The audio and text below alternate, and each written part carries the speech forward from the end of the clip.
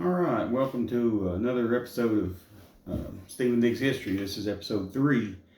And today we're going to talk about a couple of silver rings that I found here in my little hometown. The first one I want to talk about, I found a few years ago, a downtown lot, and we found several coins and whatnot down there. And I was in there one morning before I went to work. Actually, I took my Equinox in there. We pretty much cleaned this place out, but I got a good little signal, and the Equinox loves silver, and I dug this little ring out, and we're going to talk about it here in a minute.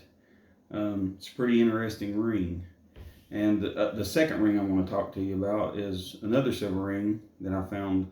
Found this with the CTX in the older section of town, but it's also an interesting ring, but it's also silver. So that's what we're going to be looking at today. Alright, this first ring, if you'll notice, it's got an iron cross on it and nice little design around the edge. It says Welt on that side and Krieg on that side, which is German for World War. These were German patriotic rings. During World War I, the Germans, they sold these to their country folks for to help support the war effort. And it's marked inside. I don't know how well it'll show up on the camera, but it says 0.800. It's 80% silver. But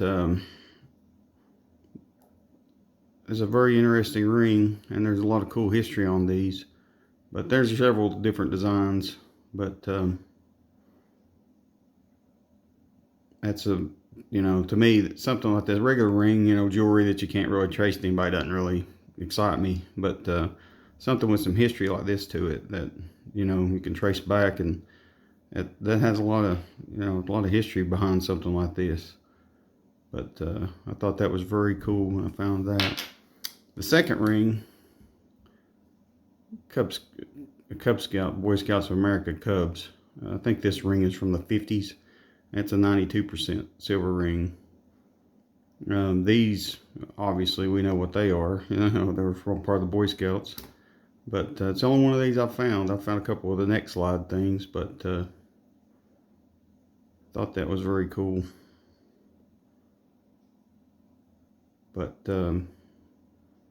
these are some rings that's got a little meaning behind them. I hang on to these. Some of the gold ones and just plain gold and silver bands, I'll sell them for scrap value, but something like this I'll hang on to.